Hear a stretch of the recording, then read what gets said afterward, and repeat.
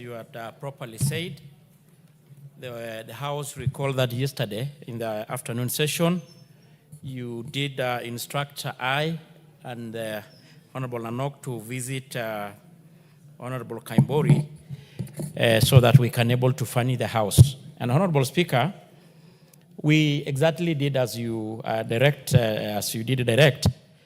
and we have got here a report, one from ourselves as a result of our visit, and I equally have a report from the IG on the status update report on the investigation, on ongoing investigation concerning the alleged abduction. And Honorable Speaker, I want to read a jointly signed report between myself and my colleague, Honorable Nanok, on the status report regarding the visit to the Karen Hospital to assess the condition of Honorable George KOIMBURI. Following your ruling and the House resolution yesterday on the 27th, during the afternoon sitting, I and Honorable Daniel Nanok, the MP and the chairperson for Parliamentary Broadcasting Committee, undertook the visit to the hospital on behalf of the House. We arrived in the medical facility at approximately 5:30, and upon arrival, we identified ourselves and stated the purpose of our visit, which was to check on the health and the well-being of our colleague, Honorable George KOIMBURI, as well as to convey the goodwill message of the House and yourself, and to gather any other relevant information that might be useful to us as his colleagues in Parliament. We were asked to wait for a while, and we were kept waiting for about half an hour in the waiting bay, Honorable Speaker, after which we were informed that we could proceed to the third floor, Malindi Ward, where the Honorable Speaker, the Honorable Member, is reportedly admitted. But it's good to note, Honorable Speaker, we had to keep reminding them that we were still waiting. At the ward, that is, it has got us a little bit also a waiting area, we encountered 6 individuals who introduced themselves as family members and part of his office staff. Additionally, there were 2 security, security guards stationed at the doorstep, who informed us that it was not possible for us to see the Honorable Member at the moment. Honorable Speaker, we had to continuously remind him, whoever we are getting there, who we are, introducing ourselves, and keep reminding them the purpose of our visit, of which they actually confirmed that they were already aware of our intended visit following your communication. We explained that our visit was in accordance with a directive from the House Speaker, and it was purely for the well-being and the effort of our colleagues, but our request was still declined. Undeterred, we requested to speak to the doctor in charge, hoping to at least obtain a medical update. Unfortunately, this effort did not bear fruit either, as we were told the doctor was unavailable at the time. We were then introduced to a senior nurse who was on duty and managing the patient care in the ward. The nurse politely informed us that it will not be possible to see Honorable Member during our visit due to a medical advice and privacy consideration. And in fact, we were told that he was undergoing a procedure. The senior nurse did, however, assure us that the Honorable Member was in stable condition and was receiving the necessary medical care, while we were not able to see him physically. And he was, but he said that he was in stable condition. Honorable Speaker, because that is all, and we had no option other than to leave the place, we actually had to kind of, until even my colleague was like telling me we cannot push ourselves more further. It's like the people who were there, Honorable Speaker, were actually kind of looking at us with a lot of suspicion, as if we were there for other reasons. And we, despite that, we keep assuring them that we just wanted to get the update of his well-being. So in regards to our visit, Honorable, that is all we had to say. So in summary, we were declined the entry. And it's good to note, Honorable Speaker, we were not the only one. I think there were other members also who were declined. But it's also good to note that a few hours before our visit, we saw a media briefing from some other political class who was allowed the entrance, and actually issued a press brief. So I don't know why it is always a coincidence. When members probably from our side try to visit, they are always denied. Honorable Speaker, on the part of the IG, the National Police Service, I've got two sets of statements here with me. One which was written yesterday, and the other one was written today. And for the purposes of record, I want to start with the one on the 27th, which gave a chronology of events since the alleged abduction of our colleague. Honorable Speaker, the National Police Service wishes to provide a comprehensive update on the ongoing investigation into the alleged abduction of George Ngaibori, Member of Parliament for Juja constituency.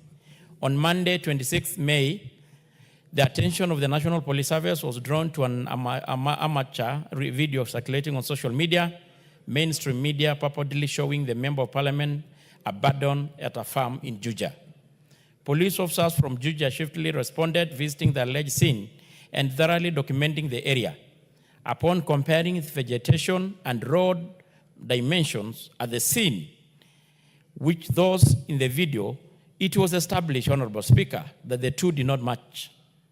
During the questioning, Moses Karaoke, the caretaker of the coffee farm, which is owned by Jimmy Wanjigi, stated that he had not witnessed such an incident. The officers then proceeded to the Plainview Hospital in Ruiru, where the Member of Parliament had reportedly been taken for treatment. They confirmed that the vehicle used to transport him, registration number KCJ 660P, belonged to Honorable George KOIMBURI, and was driven by Frida Njeri, who was also the first responder at the alleged crime scene. The hospital did not disclose the nature of the treatment or first aid administered, making it difficult to assess the extent of the alleged injury. Meanwhile, specialized team from DCI headquarters, supported by the forensic expert from the National Forensic Laboratory, were promptly deployed to the scene to conduct other examination, gather critical evidence, and establish the circumstances surrounding the alleged abduction.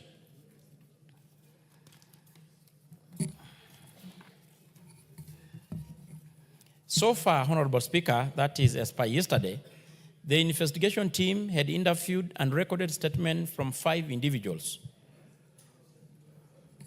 and which were expected to provide the account. This progress underscores the National Police Service commitment to uncover the truth regarding the abduction allegation with the highest standard of professionalism and diligence. We will continue to pursue all leads, analyze forensic evidence, and ensure that any perpetrators are brought to justice. Additionally, Honorable Speaker, it is important to note that Honorable George Ngaibori has been under investigation for a land fraud case, and the Office of the Director of Public Prosecution had already issued consent for his prosecution. Additionally, it is important to note that Honorable George Ngaibori has been under investigation, I think that one I'd already read. On Friday, 23rd May 2025, the MP, fully aware of the police intention to arrest him, evaded arrest by escaping on a motorbike with his private security and swiftly off his mobile and switched off his mobile phone. His car, occupied only by his driver, who was intercepted, and the driver was arrested but later released after recording a statement. The MP only resurfaced yesterday, coinciding with the abduction claim. In conclusion, we once again urge anyone with information regarding the incident depicted in the video to report to the nearest police station or conductors via a provided toll-free number 999-911-112. or the fichua kwa DCI. In conclusion, Honorable Speaker, the IG state, we assure all Kenyans that we are committed to conducting this investigation with the utmost diligence to uncover the truth behind the allegation. Further update will be provided as investigation progresses. Lastly, Honorable Speaker, today at around 11 a.m., the IG issued again a presser to give the status update report, and the copy of the same here is with me, and I won't read it to the House. That is today on the 28th. Further to the press briefing issued yesterday, the National Police Service would like to inform the public of the progress made in the ongoing investigation into the alleged abduction of George KOIMBURI, Member of Parliament for Juja.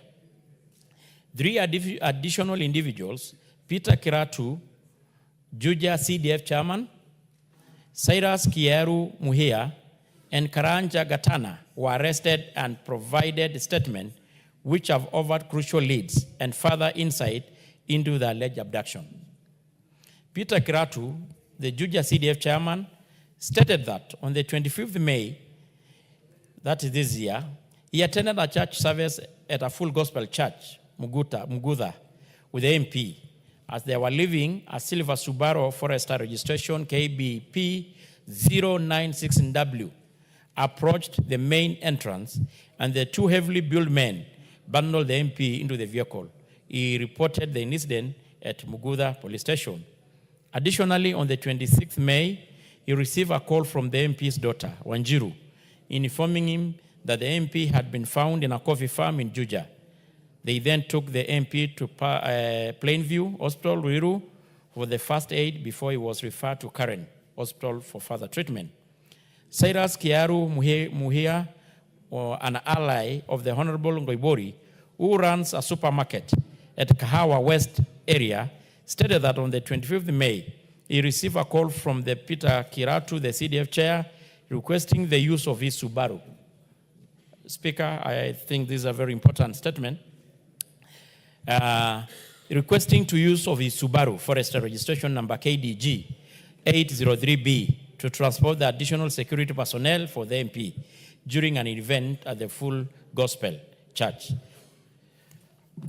On the 25th, again, Honorable Speaker, Kiratu instructed him to go to his homestead in Mugudha, where he met a man named Gatana, driving Kiratu's vehicle registration number KBP 096W. That is the car I had earlier said. Honda CRV, along with 3 unknown men. They proceeded to the church to familiarize themselves with the route before returning. Later, Kiratu called and instructed him to drive his Subaru Forester with 2 men toward the church. Upon arrival, the 2 men exited quickly, and he heard screams as the MP was forced into the vehicle.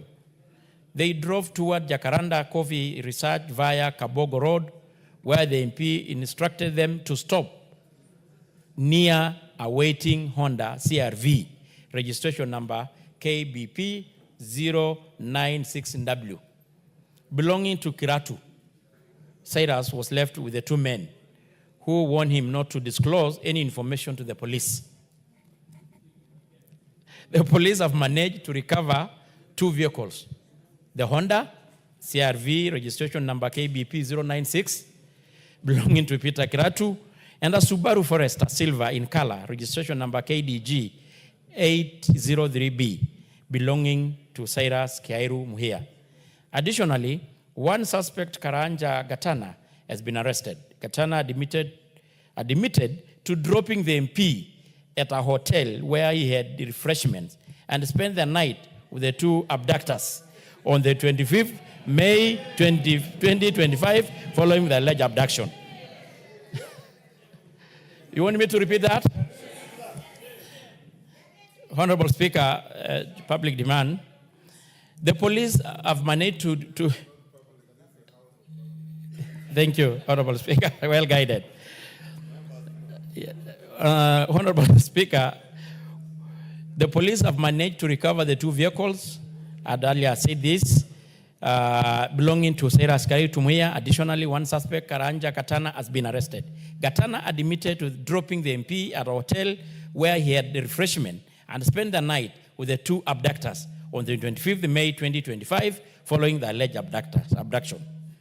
He added that on the 26th May 2025, while using Kraitu's vehicle, he had picked up the MP from the hotel and took him to the scene where they claimed he had been dumped.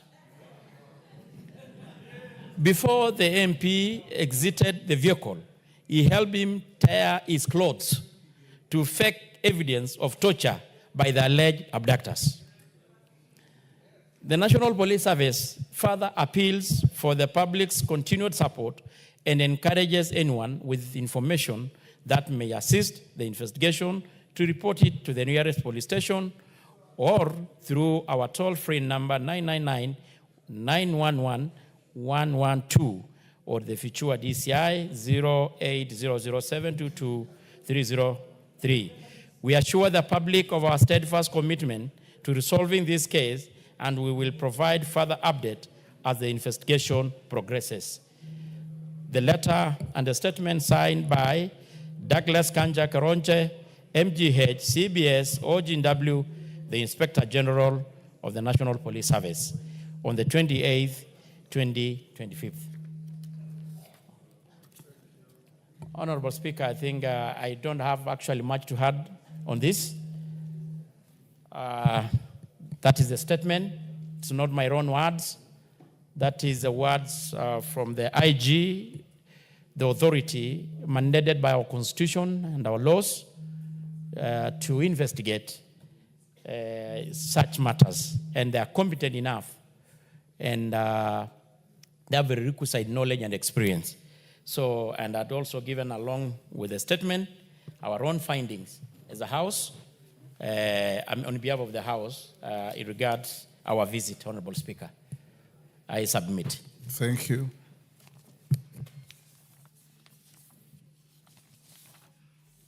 Before I allow one or two clarifications on that, allow me to acknowledge the following schools in the public gallery. Soke Primary School from Baringo, South Baringo. Ndaragwa High School from Ndaragwa, Nyandarua. Kugururu High School from Igamba Ngombe, Tarakanisi. Oiti Glory Primary School from Kaja.